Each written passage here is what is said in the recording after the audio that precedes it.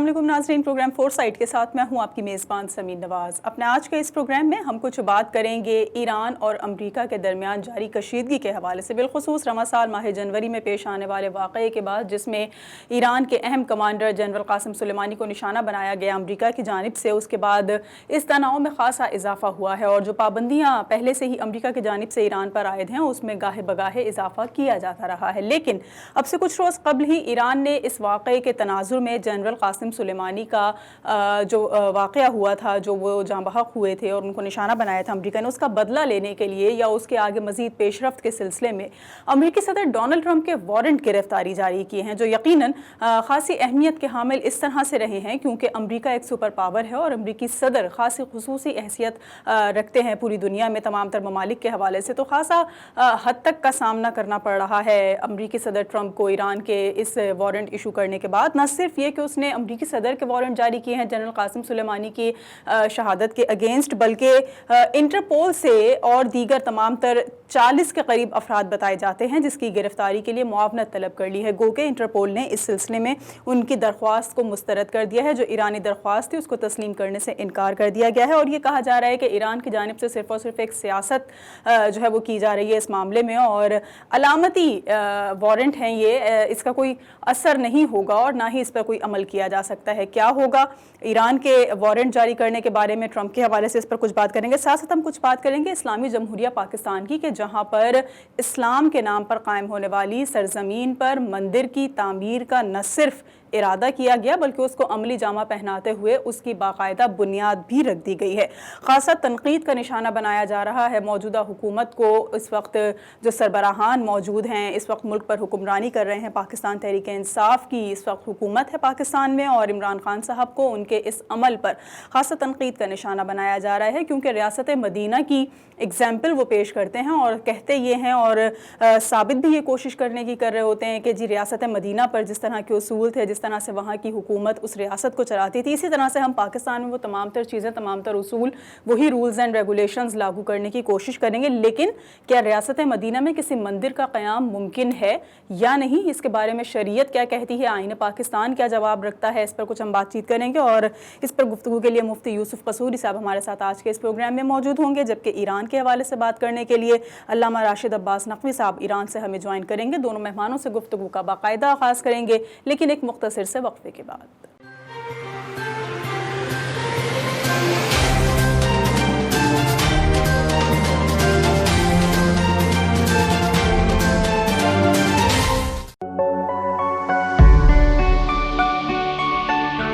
बेघर, बेसहारा और जरूरतमंदों की उम्मीद, इक्ना रिलीफ।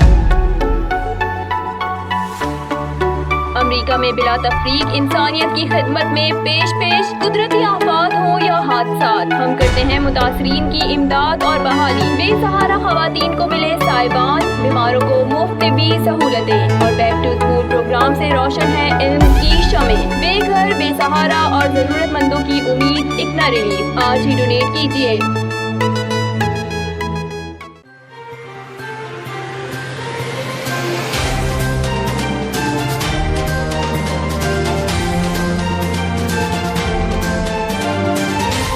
वेलकम बैक नाज़रीन, प्रोग्राम फोरसाइट में एक बार फिर आपको खुश आमदीद कहेंगे। जिस तरह से ब्रेक पे जाने से कबल बात हो रही थी, रवां साल के जनवरी के महीने में अहम ईरानी कमांडर जनरल कासिम सुलेमानी की शहादत के हवाले से अमेरिका ने निशाना बनाया है ईरान के अहम कमांडर को, जिसका बदला लेने के लिए अब बाकायदा ईरान की अदालत ने वारंट जारी किए हैं अमरीकी सदर के खिलाफ और उनकी गिरफ्तारी के लिए मुआवनत तलब की गई है इंटरपोल से। क्या कुछ इस सिलसिले में आइंदा देखा जा सकेगा, इसी पर कुछ बात करने के लिए हमारे साथ मौजूद हैं जनाब अल्लामा राशिद अब्बास नकवी साहब, सीनियर एनालिस्ट हैं, खासा अबूर रखते हैं अमेरिका ईरान की जो चपकलिश है, जो रंजिशें हैं, जो आपस में ताल्लुकात में जो है वो तनाव पाया जाता है, कशीदगी पाई जाती है, उस पर एक अमीक निगाह रखते हैं। उनसे गुफ्तगू का बाकायदा आगाज़ करेंगे। बहुत शुक्रिया अल्लामा साहब, आपने वक्त दिया। सबसे पहले सर मुझे ये बता दीजिए कि जिस तरह से जनरल कासिम सुलेमानी के वाक़े के बाद अब ईरानी अदालत ने वारंट जारी किए हैं अमरीकी सदर के लिए, क्या इस पर अमल दरामद आपको मुमकिन होता हुआ नजर आ रहा है? ईरान एक दूसरे के मुकाबले में अमेरिका ने मुख्तलिफ हथकंडे इस्तेमाल किए, सैंक्शन से उसने शुरू किया, उसके बाद सद्दाम को तैयार किया, ईरान के खिलाफ 8 साल तक उन्होंने जंग लड़ी اور اس کے علاوہ بھی ایران مخالف ایک دہشت گرد گروہ ہے MKO کے نام سے، اس کو بھرپور سپورٹ کی، اور اس وقت بھی وہ امریکہ میں اور امریکہ کے حوالی ملکوں میں ایران کے خلاف سرگرم عمل ہے، اور اس پہ تقریباً ایران کی طرف سے یہ موقف ہے کہ 17,000 ان کی اہم شخصیات جس میں پارلیمنٹ کے اراکین اور وزراء اور پرائم منسٹر اور پریزیڈنٹ تک شامل ہیں، وہ اس MKO نامی گروپ کے ہاتھوں جو ہیں وہ شہید ہوئے ہیں۔ تو امریکہ اور ایران کی ٹینشن کشیدگی تو ہمیشہ رہی ہے، اور جب تک یہ انقلاب ہے اور ایران کی حکومت امریکہ کی ڈکٹیشن قبول نہیں کرتی اور اس پوزیشن میں نہیں چلی جاتی جس پوزیشن میں شاہ ایران تھا اور وہ امریکہ کا پولیس مین سمجھا جاتا تھا اس علاقے میں، تو یہ کشیدگی رہے گی۔ البتہ اس کشیدگی میں جو شدت آئی ہے، میں سمجھتا ہوں کہ وہ جنرل قاسم سلیمانی کی شہادت سے پہلے بھی تھی۔ جب ایران اور 5+1 کنٹریز مل کے ایران کے ایٹمی پروگرام کے بارے میں ایک ایٹمی معاہدہ کیا،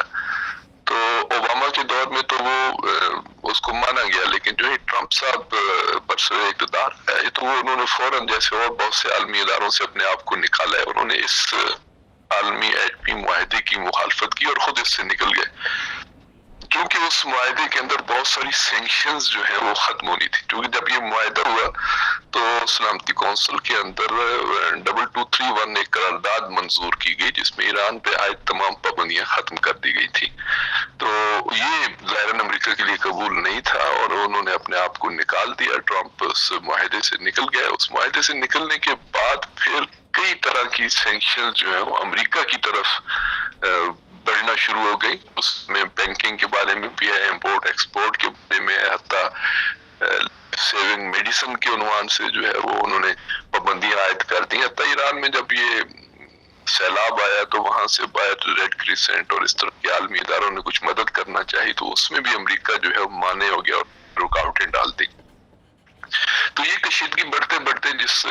طرف آپ نے اشارہ کیا وہ جنرل قاسم سلیمانی کی شہادت تک پہنچی، اور یقیناً اس سے شدت میں اضافہ ہوا، چونکہ ایران نے بھی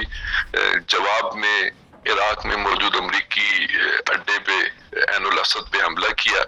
تو یقیناً یہ امریکہ کے لیے ناقابل قبول تھا۔ امریکہ نے تو ہمیشہ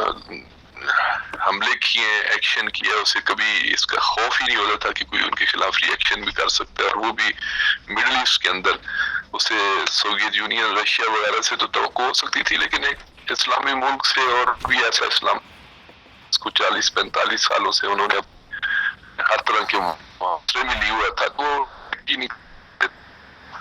ایران بھی اس طرح کا کوئی بڑا ری ایکشن شو کر سکتے ہیں۔ دوسرا یہ ہے کہ امریکہ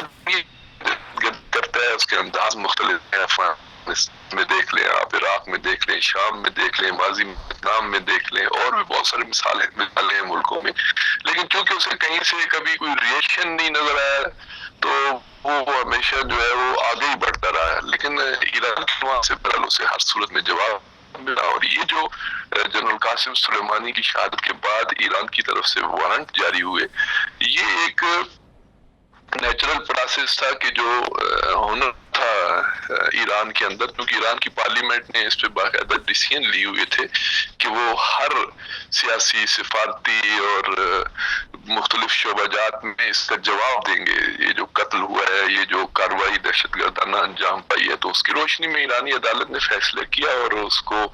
یقیناً انٹرپول کو بھی انہوں نے دیا۔ اسی طرح کے بہت سارے فیصلے امریکہ نے بھی کیے ہوئے، ایران کی بہت ساری شخصیات پہ انہوں نے پابندیاں عائد کی ہوئی ہیں، ان کے بینکنگ کے سارے سسٹم کو بلاک کیا ہوا ہے، تو امریکن کورٹس بھی اس طرح کے فیصلے کرتی رہتی ہیں، ایران نے بھی اسی طرح کا فیصلہ کیا۔ صرف ایک میں سمجھتا ہوں کہ ایک علامتی ایک ڈیسیژن ہے تاکہ دنیا کے دوسرے حریت پسند ملکوں اور تنظیموں اور تحریکوں کو یہ پیغام جائے کہ امریکہ کو بھی چیلنج کیا جا سکتا ہے۔ مثلاً سینکشنز کے عنوان سے بھی ایران نے اس وقت ہیگ کی جو عالمی عدالت ہے، انصاف کی جو عالمی عدالت ہے ہیگ میں، اس میں بھی ایران نے امریکہ کو جو ہے وہ چیلنج کیا ہوا، اور وہاں پہ بھی جو ہے وہ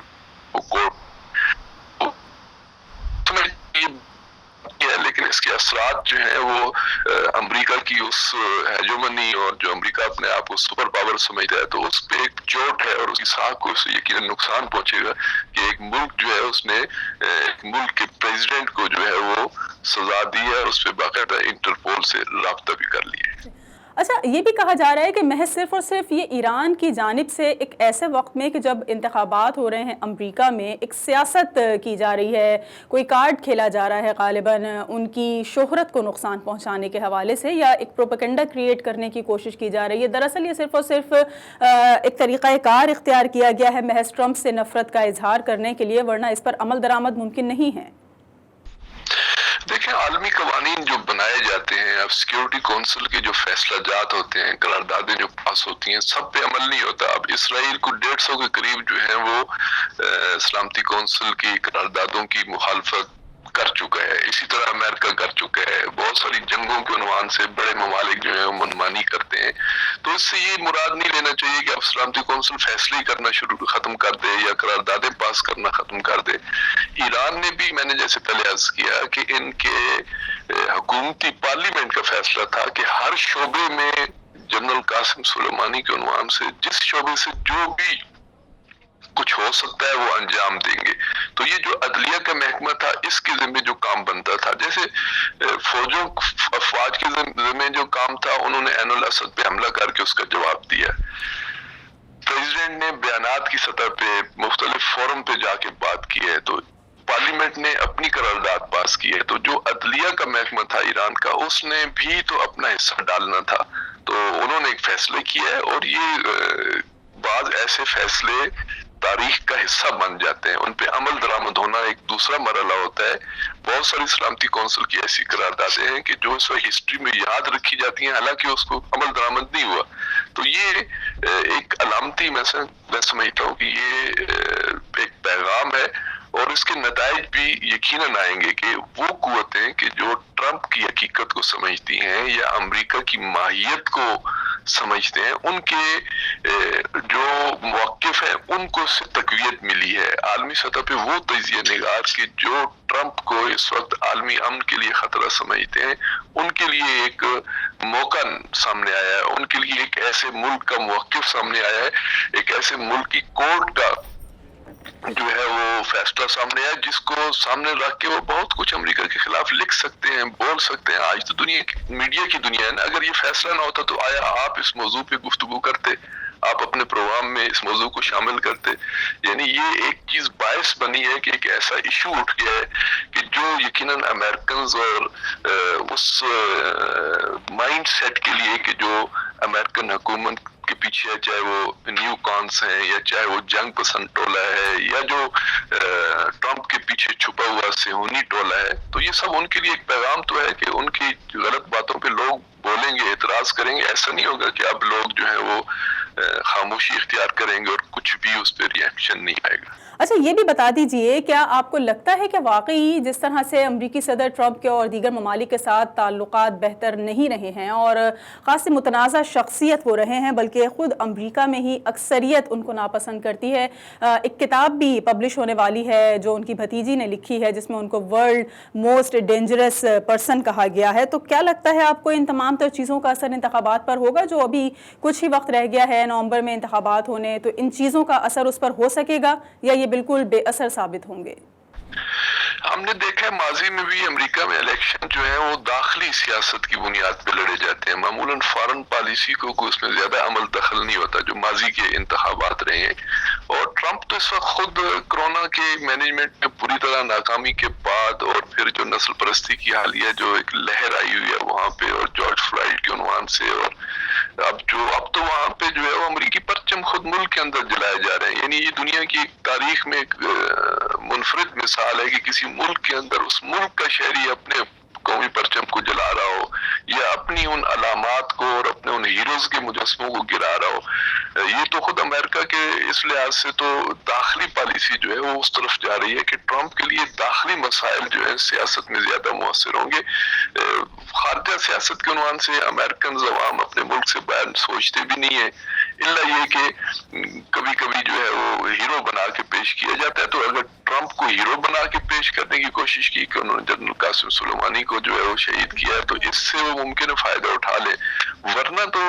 ٹرمپ کے مسائل ہی اور ہیں. اور جو بائیڈن نے جس انداز سے، جو بائیڈن کا جو سکینڈل اور اس کے بیٹے کا سکینڈل ان کے ساتھ چل رہا تھا، اور جس انداز سے ٹرمپ نے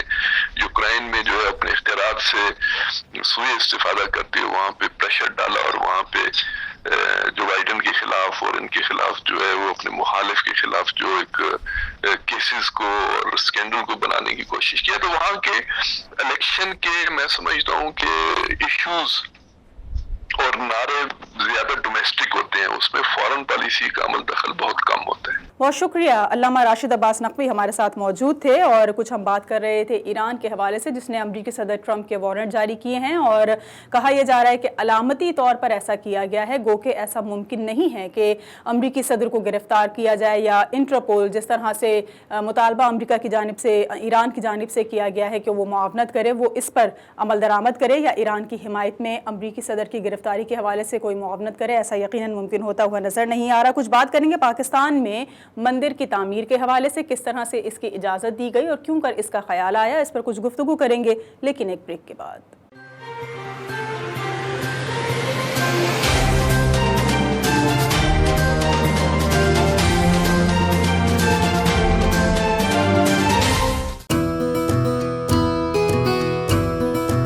نیو یارک بروکلن کے رہائشیوں کے لیے خوشخبری. بروکلن میں آپ کے گھر سے قریب ہماری کسی بھی فارمیسی میں تشریف لائیں، جہاں ادویات کے علاوہ اعلیٰ اور معیاری کوالٹی کے اسکن پروڈکٹس، کاسمیٹکس، حلال وائٹامنز، چھوٹے بچوں کے کھلونے اور واکنگ ایڈز بھی دستیاب ہیں. ہماری تمام فارمیسیز میں تمام بڑے کریڈٹ کارڈز اور انشورنس قابل قبول ہیں. اپنی سہولت کے مطابق آج ہی تشریف لائیں. تیز pharmacy 834 Coney Island, Brooklyn, New York. Phone number 7182840100. Naz pharmacy 731 Coney Island avenue, Brooklyn, New York. Phone number 7182844200.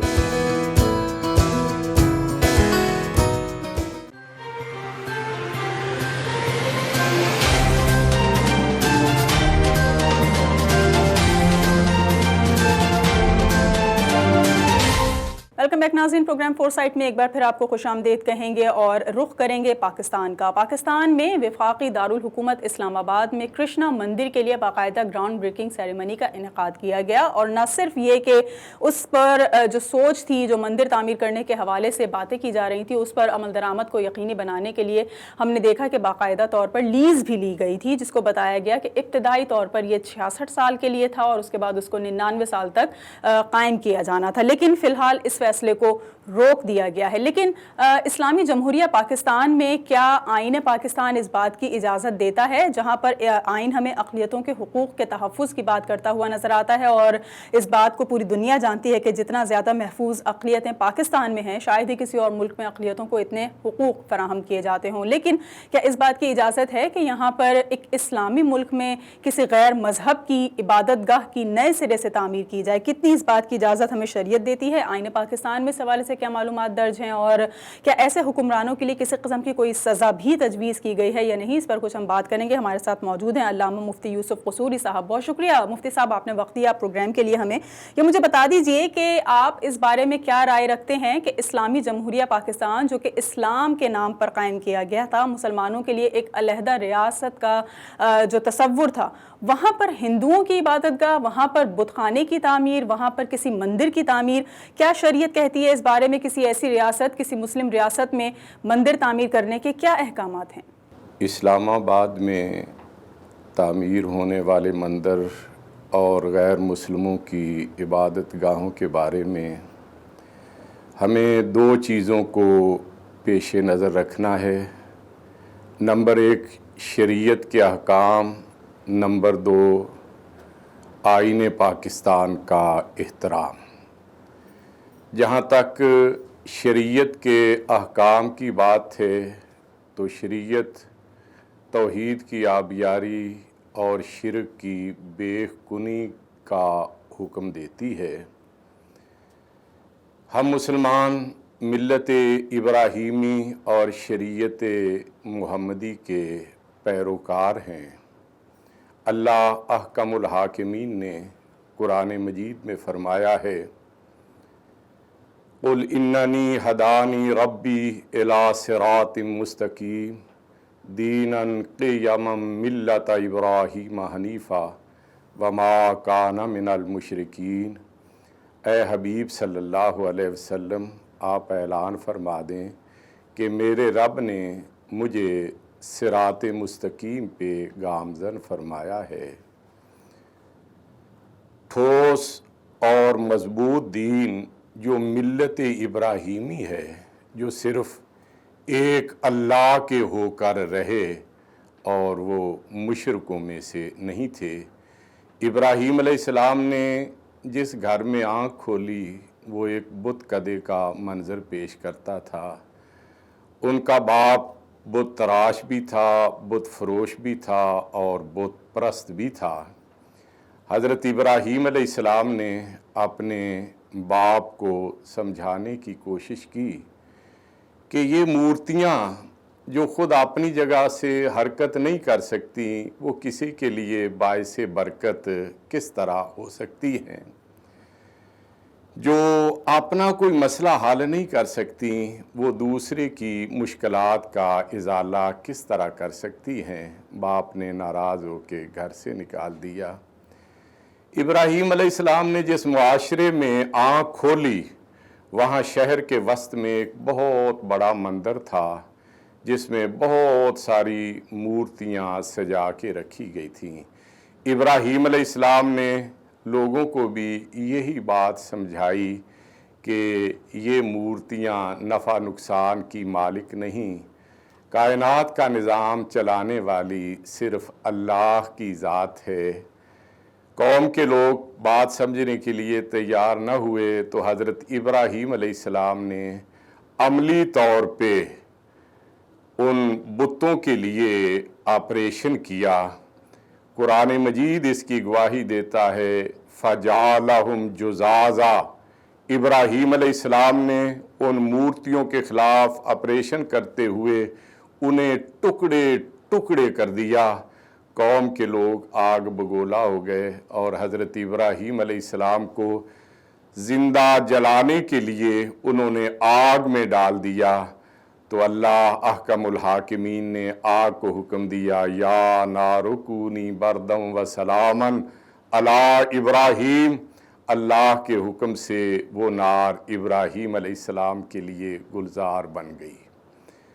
رسول اللہ صلی اللہ علیہ وسلم کی ولادت باسعادت مکہ مکرمہ میں ہوئی۔ مکہ مکرمہ حضرت ابراہیم علیہ السلام اور حضرت اسماعیل علیہ السلام کا مسکن اور توحید کا مرکز تھا۔ یہاں شرک کا کوئی نام و نشان نہیں تھا کہ بنو خزاع کے قبیلے کے سردار عمر بن لہئی نے مکہ میں آ کے خانہ کعبہ کے متولی کو سبکدوش کر دیا اور خود زبردستی خانہ کعبہ کی تولیت حاصل کی۔ وہ بیمار ہو گیا، قریب المرگ تھا۔ کسی حکیم نے بتایا کہ ملک شام کے شہر بلقاء میں چلے جاؤ، وہاں گرم پانیوں کا کوئی چشمہ ہے، چند دن غسل کرو تو ہو سکتا ہے تمہاری طبیعت ٹھیک ہو جائے۔ یہ بلقاء گیا، غسل کیا، اس کی طبیعت ٹھیک ہو گئی۔ یہاں اس نے لوگوں کو بتوں کی پرستش کرتے ہوئے دیکھا تو اس کے بارے میں پوچھا اور واپسی پہ اس نے درخواست کی کہ ان بتوں میں سے ایک بت مجھے بھی دے دیا جائے۔ تو انہوں نے حبل نامی بت انہیں دیا اور اس نے لا کے حبل نامی بت کو خانہ کعبہ میں لٹکا دیا۔ ان کی دیکھا دیکھی طائف کے لوگ جو بنو ثقیف تھے، انہوں نے بھی لات کے نام کا ایک مجسمہ بنایا، اسے طائف میں نصب کیا اور اس کی ایک تصویر خانہ کعبہ میں لا کے رکھ دی۔ مکہ اور مدینہ کے درمیان قدیت مقام پہ لوگوں نے منات کے نام کا ایک مجسمہ بنایا، وہاں بھی نصب کیا اور اس کی ایک ڈمی بنا کے خانہ کعبہ میں بھی رکھ دی۔ مکہ مکرمہ سے کچھ ہی فاصلے پہ وادی نخلا کے قریب حراز نامی ایک گاؤں ہے۔ وہاں ان لوگوں نے اپنی ایک دیوی جو عزا ہے اس کا مجسمہ بنایا اور اسے بھی خانہ کعبہ میں لا کے رکھ دیا۔ نبی کریم اور اسی طرح دیگر قبائل نے بھی اپنے اپنے مجسمے بنائے، اپنی بستیوں میں بھی رکھے، خانہ کعبہ میں بھی لٹکا دیے۔ تو نبی کریم صلی اللہ علیہ وآلہ وسلم نے انہیں بھی یہی بات سمجھائی کہ کائنات کو بنانے والی، اس کے نظام کو چلانے والی اللہ کی ذات ہے، اسے ایسی بے ساکھیوں کی ضرورت نہیں۔ وہ آپ کے مخالف ہو گئے، آپ کے جانساروں پہ بھی انہوں نے طرح طرح کے مظالم کیے۔ آپ مکہ مکرمہ سے ہجرت کر کے مدینہ منورہ تشریف لے گئے، لیکن جب اللہ نے آپ کو فاتح کی حیثیت سے مکہ مکرمہ میں دوبارہ واپس بھیجا تو آپ خانہ کعبہ میں جب داخل ہوئے، دیکھا 360 بت نصب ہیں۔ صحیح بخاری کی حدیث ہے، حضرت عبداللہ بن مسعود رضی اللہ عنہ بیان کرتے ہیں آپ کے ہاتھ میں ایک چھڑی تھی، آپ اس چھڑی کے ذریعے ان مورتیوں کو چوکا لگاتے، وہ گر کے نیچے آن پڑتی، اور آپ اس وقت یہ تلاوت کر رہے تھے قُلْ جَاءَ الْحَقُّ وَزَهَقَ الْبَاطِلُ اِنَّ الْبَاطِلَ كَانَ زَهُوقًا۔ حق آیا اور باطل چلا گیا، باطل تو مٹنے ہی والا ہوتا ہے۔ تو ملت ابراہیمی اور شریعت محمدی کی پیروی کرنے والے ہر مسلمان کا یہ دینی فریضہ ہے، خواہ اس کا تعلق حکومت سے ہو، اپوزیشن سے ہو، کسی بھی طبقے سے ہو، کہ وہ بت پرستی کا حصہ بننے کی بجائے بت شکنی کے لیے اپنا کردار ادا کرے۔ ان حالات میں جب وہاں ان کی کوئی زیادہ آبادی بھی نہیں ہے، حکومتی خرچ پہ مندر تعمیر کرنا قابل مذمت ہے۔ اچھا، شریعت کے حوالے سے تو یقیناً آپ نے بتا ہی دیا، آئین پاکستان کی روشنی میں بھی یقیناً جہاں اقلیتوں کو بہت سے حقوق فراہم کیے گئے ہیں، جہاں ان کے تحفظ کے لیے، اس پر عمل درآمد کرنے کے لیے بیشتر قوانین موجود ہیں، لیکن کیا یہاں پر آئین میں اس طرح کی کوئی بات کی گئی ہے، کچھ بتایا گیا ہے، کچھ درج ہے کہ اگر کوئی غیر مذہب اپنی عبادت گاہ قائم کرنا چاہے تو اس کو آئین کتنی اجازت دیتا ہے یا کتنا پابند کرتا ہے کہ وہ ایسا کرے یا نہ کرے؟ جہاں تک آئین پاکستان کے احترام کی بات ہے، آئین پاکستان اقلیتوں کو ان کے حقوق کے تحفظ کی ضمانت دیتا ہے۔ اقلیتیں خواہ وہ ہندو ہوں، خواہ وہ عیسائی ہوں، خواہ وہ سکھ ہوں، جہاں ان کی آبادی ہے وہاں انہیں اپنی عبادت گاہیں بنا کے اپنی مرضی سے اپنی رسومات ادا کرنے کی اجازت دی گئی ہے، اور وہ کر بھی رہے ہیں۔ ملک کے طول و عرض میں گردوارے بھی موجود ہیں، مندر بھی موجود ہیں، گرجا گھر بھی موجود ہیں، دیگر مذاہب کی عبادت گاہیں بھی موجود ہیں، اور کہیں کوئی مسئلہ پیش نہیں ہوتا۔ آئین پاکستان کا تحفظ کرتے ہوئے پاکستان کے عوام جن کی غالب اکثریت مسلمانوں پہ ہے، وہ ان کا تحفظ اپنا فریضہ سمجھتی ہے۔ یہ تو ایک ریاست نے ان کو تحفظ دیا ہے۔ اسلام کی تعلیم تو یہ ہے کہ اگر مسلمان بھی کسی کے ساتھ کوئی معاہدہ کر لیتا ہے، اس کو امان دیتا ہے، اس کو تحفظ فراہم کرنے کی یقین دہانی کراتا ہے، تو پوری ملت کی ذمہ داری ہوتی ہے کہ وہ اس کی امان کی، اس کے تحفظ کا خیال رکھے اور پاسداری کرے۔ نبی کریم صلی اللہ علیہ وآلہ وسلم کا یہ ارشاد ہے، من حفر مسلمن کا فعلیہ لعنت اللہ والملائکۃ والناس اجمعین لا یقبل منہا صرف ولا عدل۔ جس نے کسی مسلمان کی طرف سے دی گئی گارنٹی کو پائمال کیا، اس کی پاسداری نہ کی، اس کی نہ کوئی فرضی عبادت قبول ہوتی ہے، نہ نفلی عبادت قبول ہوتی ہے، بلکہ ایسے شخص پر اللہ کی لعنت ہے، فرشتوں کی لعنت ہے، اور تمام لوگوں کی طرف سے پھٹکار ہے۔ انہیں جو آئین کے تحت تحفظ دیا گیا ہے، انہیں اپنی عبادت گاہیں اپنے خرچ پہ جہاں ان کی ضرورت ہے قائم کرنے کی بھی اجازت ہے، اور پاکستان کی غالب اکثریت مسلمانوں کو اس سے کوئی مسئلہ نہیں، وہ ان کے محافظ بنتے ہیں۔ لیکن آئین پاکستان جہاں غیر مسلموں کے حقوق کا تحفظ کرتا ہے، وہاں پاکستان کے ہر شہری کے حقوق کے تحفظ کی بھی وہ ضمانت دیتا ہے۔ پاکستان میں غالب اکثریت جو ہے وہ ٹیکس کے پیسے ادا کرتی ہے، زکوٰۃ کی بھی کٹوتی ہوتی ہے، تو کسی کی مرضی کے خلاف اس کے ٹیکس کے پیسوں سے یا اس کی زکوٰۃ کی کٹوتی کے پیسوں سے بت پرستی کا حصہ بننا جو اس کے عقائد و نظریات کے منافی ہے، یہ قابل مذمت ہے بلکہ قابل نفرت ہے۔ اور آخر میں یہ بات یہ کہنا چاہتا ہوں کہ اسلام آباد میں جب مندر کی بنیاد رکھی جا رہی تھی، اسی لمحے میں 23 سال سے وہاں قائم توحید مسجد کو منہدم کیا جا رہا تھا، جو بہت بڑا ظلم ہے، اور ایسا کرنا اللہ کے غضب کو دعوت دینے کے مترادف ہے۔ ایسی حکومت کو جو اپنے آپ کو ریاست مدینہ کے ماڈل کے طور پہ پیش کرتی ہے، اس کو اس پہ ضرور غور و فکر کرنا چاہیے، اور عوامی رائے کا احترام کرتے ہوئے جس مندر کی وہ بنیاد رکھی ہے اس مندر کو بنانے کے فیصلے سے وہ باز رہے، ورنہ پاکستان کے عوام اس کی بھرپور انداز سے مزاحمت کریں گے۔ اچھا مفتی صاحب، تھوڑا مجھے یہ بھی بتا دیجئے کہ جس طرح آپ نے خود کہا کہ ریاست مدینہ کی مثالیں دینے والے بت خانے تعمیر کر رہے ہیں، تو ایسے حکمرانوں کے لیے آپ کیا سمجھتے ہیں کسی قسم کی کوئی سزا ہونی چاہیے، یا ہمیں ایسی کوئی ماضی میں مثال نظر آتی ہے اپنے دین مذہب اسلام میں کچھ ایسی مثالیں موجود ہیں حکمرانوں کی کہ اگر کسی نے ایسی کوئی کوشش کی کہ کسی مسلم ریاست میں غیر مسلموں کے لیے عبادت گاہ تعمیر کی جا رہی ہو تو اس کو اس سزا سے جو ہے وہ سزا دی گئی ہو؟ کیا ایسا کوئی قانون موجود ہے، کیا ایسی کوئی مثال موجود ہے کہ ایسے حکمرانوں کو قابل سزا قرار دے کر ان کو یہ سزا دی جا سکے؟ اسلام کے احکام بالکل واضح ہیں، بڑے اور چھوٹے پہ ان کا یکساں اطلاق ہوتا ہے۔ اسلام میں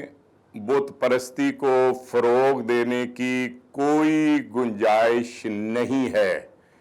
اسلام سے وابستہ ہر شخص کی ذمہ داری ہے کہ وہ بت شکنی میں اپنا کردار ادا کرے۔ حکمران جو معاملات کے ذمہ دار ہوتے ہیں ان پہ بھاری ذمہ داری عائد ہوتی ہے کہ وہ شریعت کے احکام کو بھی پیش نظر رکھے اور آئین پاکستان کو بھی پیش نظر رکھے۔ شریعت کے احکام سے روح گردانی بھی جرم ہے، اللہ کے عذاب کو دعوت دینے کے مترادف ہے، اور آئین پاکستان کے تقاضوں کو پورا نہ کرنا یہ بھی جرم کے زمرے میں آتا ہے۔ اگر حکومت عوامی رائے کو رد کرتے ہوئے ایسا کرے گی تو یہ ملک سے بغاوت تصور کی جائے گی۔ بہت شکریہ مفتی یوسف قصوری صاحب ہمارے ساتھ موجود تھے اور ہم نے کچھ بات کی پاکستان کے وفاقی دارالحکومت اسلام آباد میں تعمیر ہونے والے کرشنا مندر کے حوالے سے، جس کو نہ صرف اس وقت پاکستان کی اپوزیشن جماعتیں خاصا تنقید کا نشانہ بنا رہی ہیں، بلکہ عدالت نے بھی اس کے بارے میں اس وقت اسٹے آرڈر دے دیا ہے اور اس کی جو تعمیر کا سلسلہ شروع ہونے کے قریب تھا اس کو فی الحال روک دیا گیا ہے۔ خاصا متنازع مسئلہ اس وقت یہ بنا ہوا ہے کیونکہ جس طرح سے موجودہ وزیر اعظم پاکستان عمران خان اسلام کی مثالیں دیتے ہیں، اسلامی نظام کی مثالیں دیتے ہیں، ریاست مدینہ کی ایگزامپلز پیش کرتے ہیں اور اپنے ماضی کے حکمرانوں کو اسی بنیاد پر تنقید کا نشانہ بناتے ہیں، ان کا یہ عمل ان کے لیے خود اس وقت ایک بہت بڑی مشکل کھڑی کر چکا ہے۔ کیا اس کا آئندہ آنے والے دنوں میں ہم اثر دیکھیں گے کہ یہ مندر تعمیر ہوگا یا نہیں ہوگا، یا اس کو اسی طرح سے روک دیا جائے گا؟ یقیناً آنے والے وقت میں پتہ چلے گا۔ آج کے اس پروگرام کے لیے فی الحال اتنا ہی۔ پروگرام ٹیم کے ساتھ سمین نواز کو اجازت دیجیے۔ اللہ نے کے